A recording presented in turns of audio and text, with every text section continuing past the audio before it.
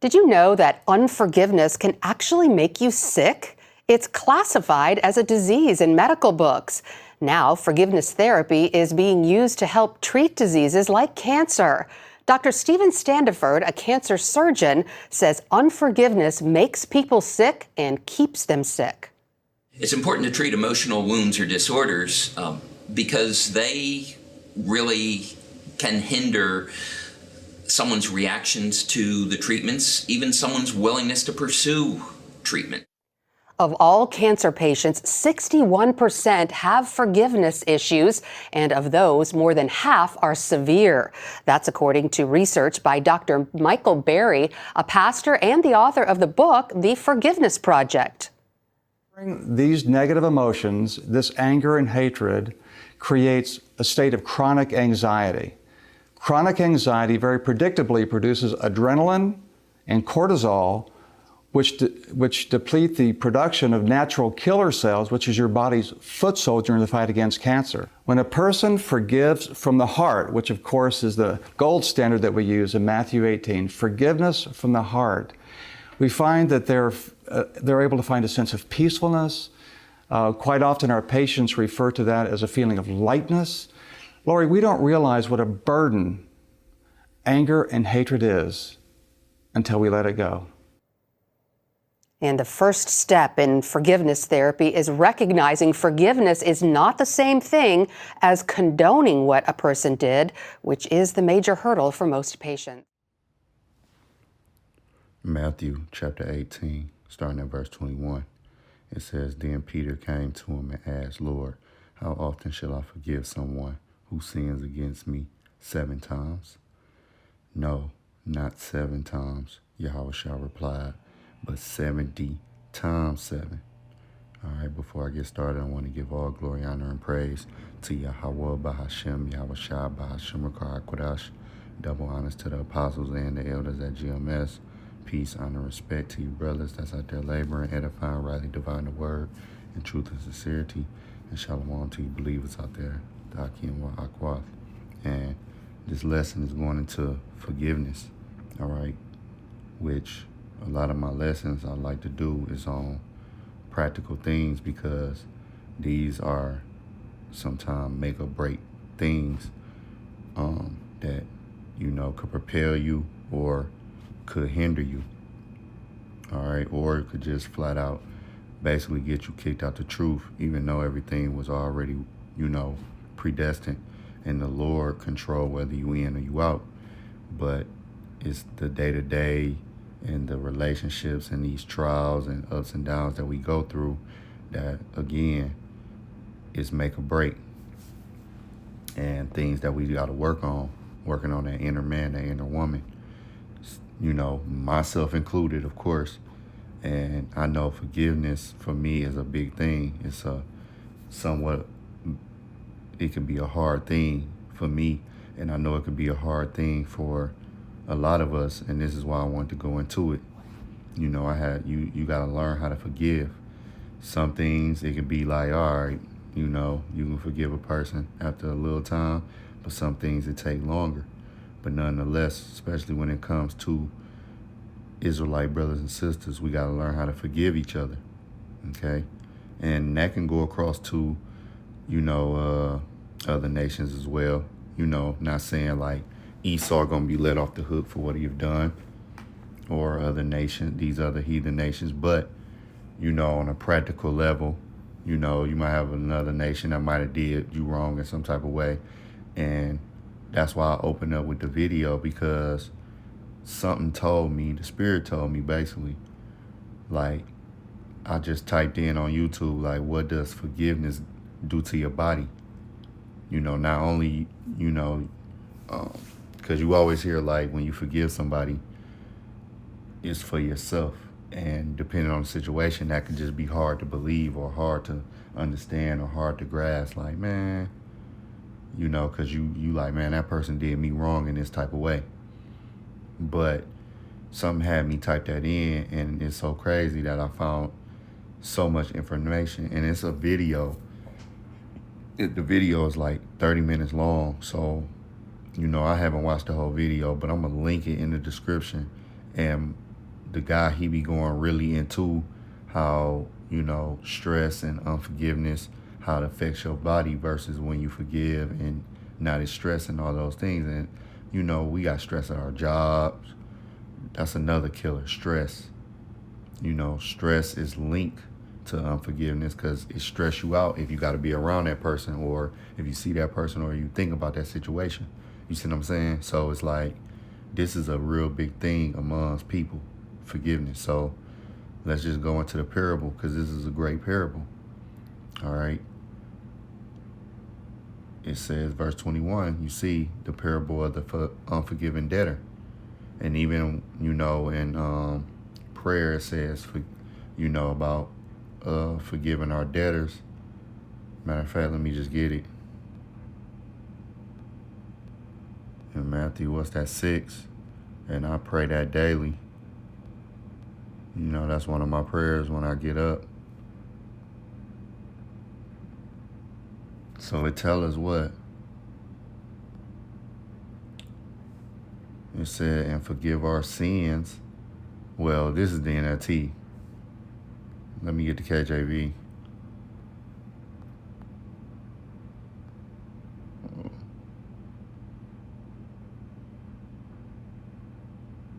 In the KJV, it says in verse 12, what? Matthew 6 and 12, and forgive us our debts as we forgive our debtors. All right.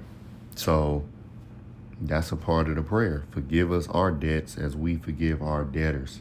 And we got to learn to forgive people if we want forgiveness. And before I get this, all right, because, oh no, that was 18. Before I get this, I want to read Psalms. I want to read Psalms 119, because see, these scriptures is instructions, and we find out a lot of times when the Lord tell us to do things, it's not just to be cute, or it's not. It go real deeper than what we think. Because when you hear, "Hey, forgive," so you can be forgiven, you think about it as like, okay, let me forgive so I can be forgiven. But on a deeper level, it does something to your body. It does something for your body on a cellular level. You see what I'm saying? That's what made me type it in, just to see. So when we got Psalms 109 and 104, right? It says what? Through thy precepts I get understanding. Therefore I hate every false way. Right. Through these precepts we're getting understanding. And the understanding that we getting is, this is really instructions. It's deeper than rap. Okay? The Lord is saying, like, look, forgive your brother, because you want forgiveness, but it really does your body good. You see what I'm saying? Just like you don't understand everything in the law. Like, I remember when brothers brought out about the mixed fabrics. I didn't get that law, but it went deep. Like, how mixed fabrics lower your vibration versus 100%, like wearing 100% cotton or wool. And even wool is like, it raised the frequency, like it's deeper than what we think. So let's go back. And that's one thing I'm learning, like just following them instructions, man, because it go deep. And the Lord made us, and he made our bodies. That's why he gave us a dietary law. He gave us instructions. Like, so let me read this. Matthew 18. Whoa. Let's go back to the NLT.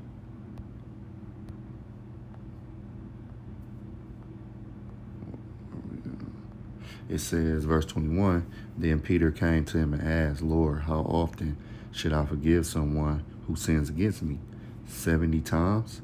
No, not 70 times, Yahushua replied, but 70 times 7.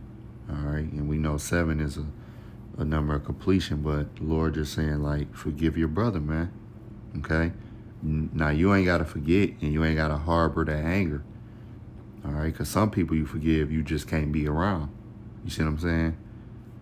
You got to feed with that long-handled spoon, per se.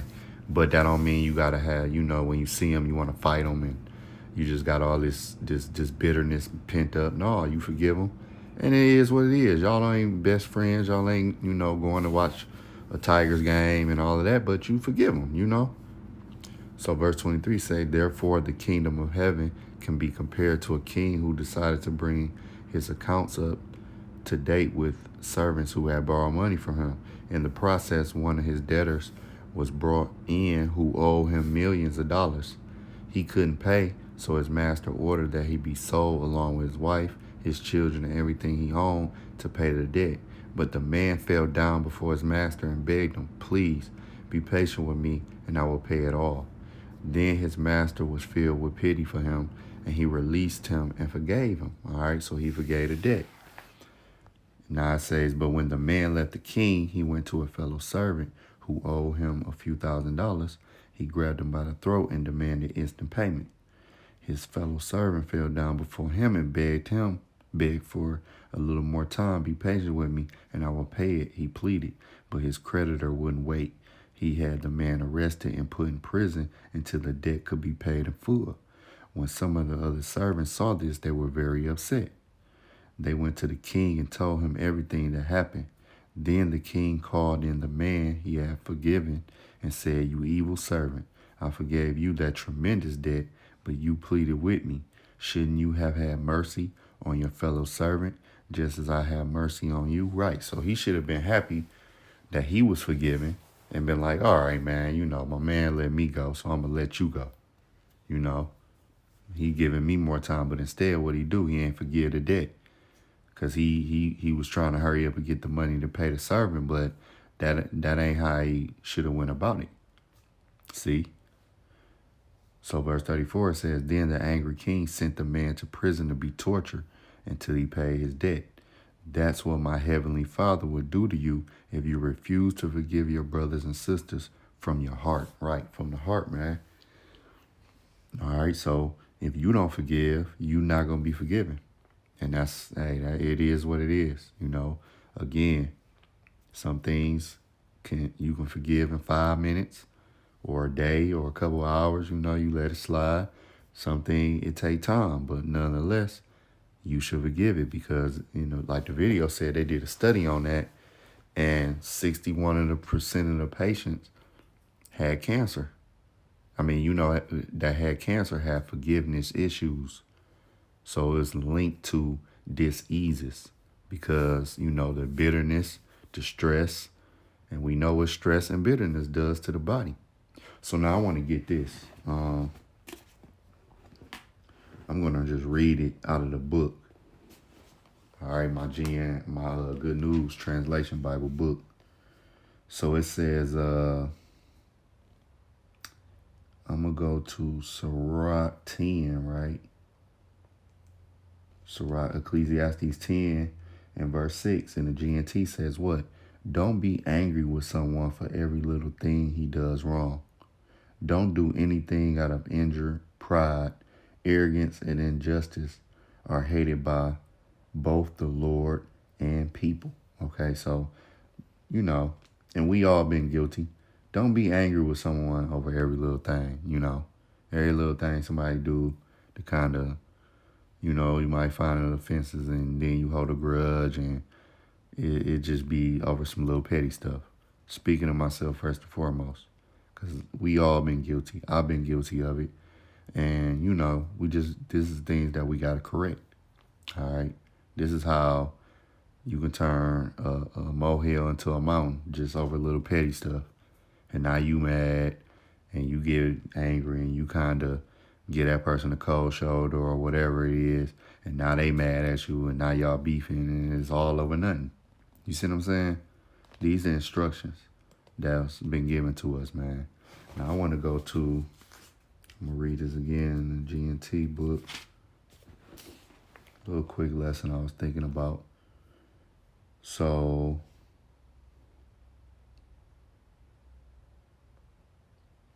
all right, this is Sirach 30, starting at verse 21. It says, don't deliberately torture yourself by giving into depression.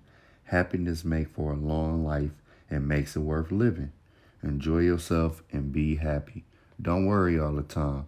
Worry never did anybody any good, and it has destroyed many people. It will make you old before your time, right? Stressing out, man. You know, you see somebody, 30 something with all these gray hairs. You know, gray hairs is a sign of wisdom, but still, a lot of that's due from stress. Or you might see somebody, and they young and they look older. Stress to do that to you. Besides give you diseases, it'll make you look older, man. And it can take you up out of here, basically saying before your time, even though you went at the, you go when you're supposed to go, but you know how we say, like, man, that stress killed them. You see what I'm saying? So the scriptures tell us, now every day ain't gonna be peaches and cream, and we in Babylon, and we already know, this wisdom make him a wise man, oppression make a wise man mad, but hey, we shouldn't be just mad all the damn time, Have a day where you laugh, enjoy yourself, sip a little yan, have some fun, man. Every day shouldn't just be doom and gloom, man. No, it shouldn't be like that. You know what I'm saying? It says, it will make you old before your time. Jealousy and anger will shorten your life, right? All right, you jealous of somebody, you mad, you got these feelings, you feel some type of way, or you just angry, again, not forgiving, just bitter. It'll shorten your life, man. And it's been a proven study, all right, that it can cause cancer and probably other diseases, okay? A cheerful person with a good attitude will have a good appetite and enjoy his food, right? Sometimes just sit back, man, and just, again, have a day, man. Just have a day where you just like, hey, man, forget it. I'm going to let it go. Sometimes we just got to let it go. And you know what? That's a part of letting this world go. It's letting all of that BS go that we got harbored up, man. Just let it go, man. You know what I'm saying? And it's easier said than done. But, hey, this is a part of working on that inner man. So, just something I was just thinking about. So, Lord willing, it was edifying to the next lesson. Shalom.